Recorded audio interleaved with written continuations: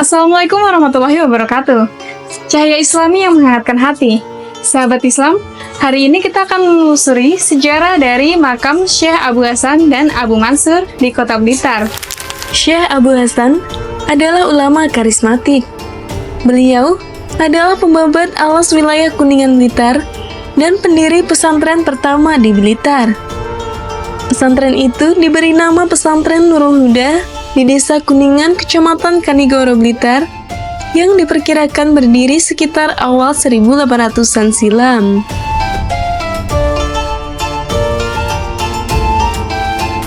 Syekh Abu Hasan yang punya nama asli Raden Panji Saputro pertama kali datang di wilayah Blitar di Kelurahan Sumberduren, Kecamatan Garum, Kabupaten Blitar.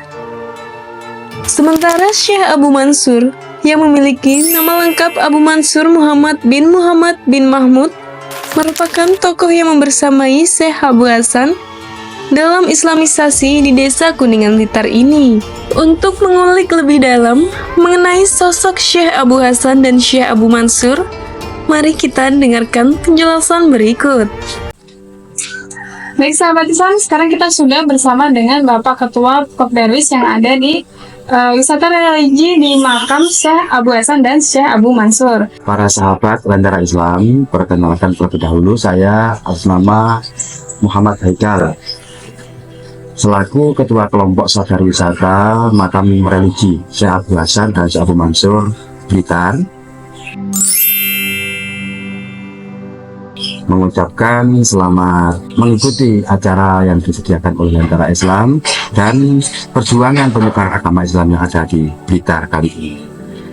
Sebelumnya Pak, saya ingin tahu nih, dari kapan sih Bapak mengelola makam di sini itu? Ya, untuk Kopdarwis sendiri yang basicnya itu adalah melayani umat dalam berzikir kepada Allah Subhanahu wa Ta'ala, wasilah para auliyaillah, ulama billah yang ada di makam Syekh Abu Hasan, Syekh Abu Mansur Kuningan ini bergerak mulai tahun 2018, tepatnya tanggal 20 Agustus. 2018 tanggal 20 Agustus itu terbentuknya kelompok sadar wisata makam Syekh Abu Hasan Kuningan. Berarti sudah sekitar 6 tahun ya Pak ya? Ya, sekitar 6 tahun. Kalau dulunya itu banyak peziarah yang datang ke sini itu banyak, namun parkir bis itu berada di dekat kantor desa Kuningan yang ada di sebelah utara. Terus terbentuknya Kopdarwis pada tahun 2018, tepatnya tanggal 20 Agustus, itu ada pertama yang kami lakukan yaitu penambahan sarana prasarana wisata religi, yaitu pembukaan area parkir untuk kendaraan peziarah.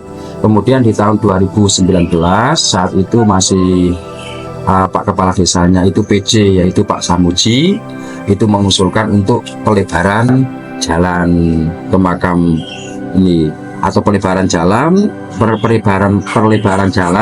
yang digunakan sebagai aksesibilitas untuk kendaraan armada besar menuju ke parkiran wisata religi ini. Dan di 2020 itu di hotmix atau di aspal halus sampai saat ini. Berarti ada peningkatan sarana dan prasarana ya Pak ya?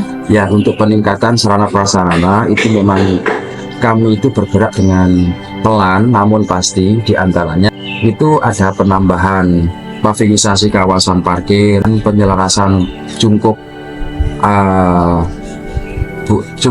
eksternal ya, yang utama itu kan di Syekh Abu Hasan, Syekh Abu Mansur. Terus untuk beberapa cungkup yang ada itu kita perbarui yang agak serasi seperti itu.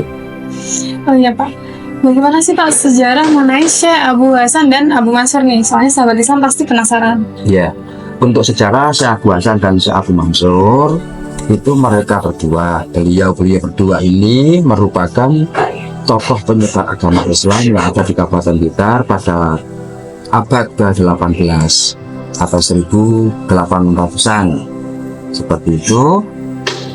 Kalau Syekh Abu Hasan sendiri itu dengan adanya dibuktikan kepemilikan tombak Bimisula itu mengidentifikasi bahwa beliau itu dari keturunan Keraton Yogyakarta, hanya saja silsilahnya untuk ke atas itu belum diketahui. Sedangkan untuk Syekh Abu Mansur itu merupakan putra menantu pertama dari Syekh Abu Hasan, yang silsilahnya itu memang beliau itu dari cucu-cucu keraton Yogyakarta atau Mataram akhir. Itu terbukti pada tahun 1952 atas tabayun atau klarifikasi Mbah Sri Pujo yang saat itu datang ke Kuningan dan ditemui oleh Kiai Sultan dan Kiai Sunan saat itu tahun 1952. Akhirnya diketahui kalau silsilahnya Syekh Abu Mansur, beliau bernama Kiai Toya. Syekh Abu Mansur itu bin Kiai Abdul Karim, bin Kiai Abdul Mun'im, bin Kiai Baidowi, bin Kiai Mursodo, bin Kiai Nur Iman atau yang dikenal BPH Sandiyo, Bendoro Pangeran Hangabei Sandiyo, anak dari Raja Mataram akhir yaitu Amangkurat Suryo Putro. Kemudian kenapa beliau-beliau ini dimakamkan di sini ya Pak?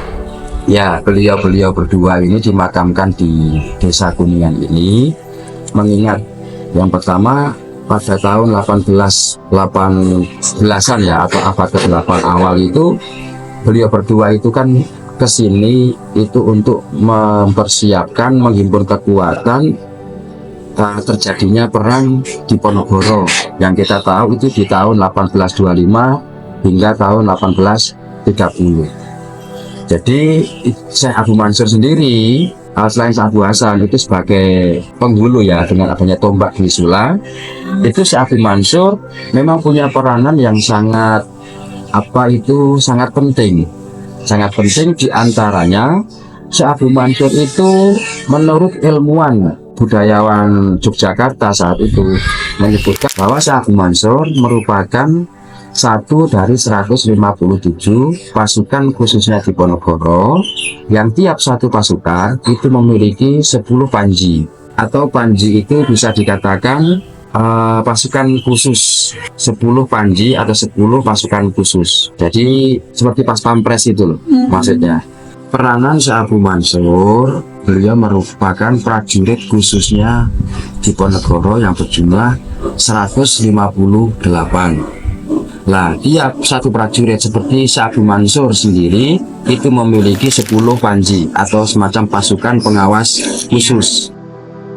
Beliau dimakamkan di Desa Kuningan ini tidak lain ya pertama karena beliau itu tinggal di Desa Kuningan ya Desa Kuningan sejak abad ke-18 sekaligus memberi dampak positif terkait pergerakan di Ponorogo tersebut itu tidak lain juga untuk menyebarkan agama Islam di wilayah Kabupaten Blitar, Kota Blitar dan sekitarnya dan itu bisa dibuktikan dari beberapa peninggalan Syekh Abu Hasan dan Syekh Abu Mansur yang saat ini masih terjaga dan lestari. Di antaranya itu ada Masjid Kuningan Pondok Kidul, Pondok Pesantren Kuningan Kidul, dan juga kediaman atau rumah dari Syekh Abu Hasan, Syekh Abu Mansur itu sendiri. Oh iya Pak, mengenai pondok pesantren ini, apakah pondoknya itu masih aktif beroperasi atau bagaimana Pak? Ya, untuk pondok pesantren peninggalan Syekh Abu Hasan, Syekh Abu Mansur ini yang pasti itu masih aktif, namun untuk metode pembelajarannya itu secara verbal atau secara sorogan itu loh. Santri menyorokan ke kiai dan yang pasti itu juga digunakan untuk madrasah diniyah. Tidak seperti digunakan seperti halnya pondok pesantren salah pada tahun-tahun dulu ya. Kalau dulu itu kan banyak santri yang mondok, kemudian ya masak di dapurnya pondok, aktivitas kegiatan ganti baju lain sebagainya bersih-bersih itu ada di pondok itu tidak. Maksudnya pondoknya itu digunakan untuk santri pondok pesantren itu masih aktif namun tidak digunakan untuk santri mondok yang mukim tinggal. Kebanyakan itu dari santri sekitar. Kalau boleh tahu ini dari tahun berapa ya Pak aktifnya pondoknya? Kalau untuk pondok itu diprediksi, ditaksir dari keluarga dan teman-teman penggiat wisata itu pada tahun 1823 itu sudah berdiri pondok pesantren Kuningan Kidul ini dan direnovasi serentak pondok pesantren, masjid dan juga kediaman rumah Syekh Abu Hasan, Syekh Abu Mansur itu pada tahun 1880. 1880 ya Pak? Iya. Berarti emang benar ya Pak kalau dikatakan sebagai pondok tertua di Blitar ini ya Pak? Kalau di Blitar ini memang kalau kita melihat dari beberapa pesantren, beberapa masjid, itu paling tua memang ada di Kuningan sini. Bisa dilihat dari kualitas kayu, bahkan di samping kita ini ada yang namanya beduk dari kayu jati. Konon ini beduk ini teksturnya ini dari rantingnya kayu jati, bukan dari kayunya. Rantingnya sudah sebesar ini, itu kan tidak ada sambungan sama sekali tahu ini. Dan tekstur urat-uratnya itu, serat-seratannya itu kan itu dari ranting, tidak terlihat seperti kayu utama tahu. Oh iya Pak. Nah seperti ini masih bisa kita lihat. Berarti usianya udah Ya memang sudah lama ratusan sekali ya, tahun ya, sekitar 200-an tahun ya sampai saat ini. Ya Pak, mungkin yang terakhir ada nggak sih Pak harapan atau pesan Bapak mungkin untuk masyarakat atau pemerintah mengenai wisata religi di sini ini? Iya, untuk masyarakat terkait keberadaan wisata religi makam Syekh Abu Hasan Syekh Abu Mansur, saya harap sebelum panjenengan semua, para kiai, bunyai, para santri itu berziarah ke auliaillah ulama billahi fadilahi sholihin yang ada di pojok-pojok Nusantara, kami memohon untuk datang sendiri ya, untuk datang terlebih dahulu mendatangi berziarah ke makam Syekh Abu Hasan Syekh Abu Mansur ini yang ada di Desa Kuningan, Kecamatan Kanigoro, Kabupaten kita. Dan untuk pemerintah sendiri, harapan kami yaitu tentu kebutuhan semacam optimalisasi sarana prasarana yang ada di kawasan wisata ini, itu mohon bantuannya seperti halnya untuk pavinisasi kawasan makam Syekh Abu Hasan dan Syekh Abu Mansur, dan pavinisasi kawasan parkiran makam Syekh Abu Hasan dan Syekh Abu Mansur, dan juga penambahan lampu-lampu penerangan. Kan peziarah itu beda dengan turis pada umumnya, atau tamu wisatawan pada umumnya. Peziarah itu lebih identik datang itu pada malam hari, lebih banyak daripada siang hari. Itu harapan kami. Jadi untuk diperhatikan dan bantuan, dibantu kebutuhan kami terkait peningkatan dan pengoptimalan sarana prasarana yang dibutuhkan di kawasan wisata religi. Ya, baik Pak, mungkin cukup sekian untuk perbincangan kali ini. Mungkin bisa kita lanjutkan di lain waktu. Terima kasih Pak atas waktunya.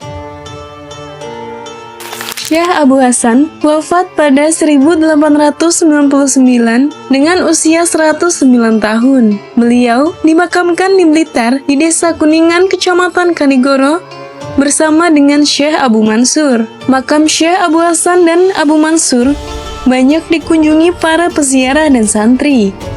Tak hanya datang dari wilayah Blitar saja, banyak peziarah yang datang dari luar kota dan bahkan dari luar Jawa yang berziarah di makam beliau. Ada keyakinan dari masyarakat dan santri yang datang ke sana bahwa dengan berziarah, berdoa, dan bertawasul di makam Syekh Abu Hasan dibukakan hatinya dan akal pikirannya dalam menerima ilmu serta dimudahkan dalam urusannya. Syekh Abu Hasan yang merupakan putra dari seorang guru agama dari Sleman mendirikan pondok pesantren Nurul Huda setelah menuntut ilmu di Manbaul Ulum, sebuah madrasah yang dimiliki oleh Keraton Ngayogyakarta Hadiningrat.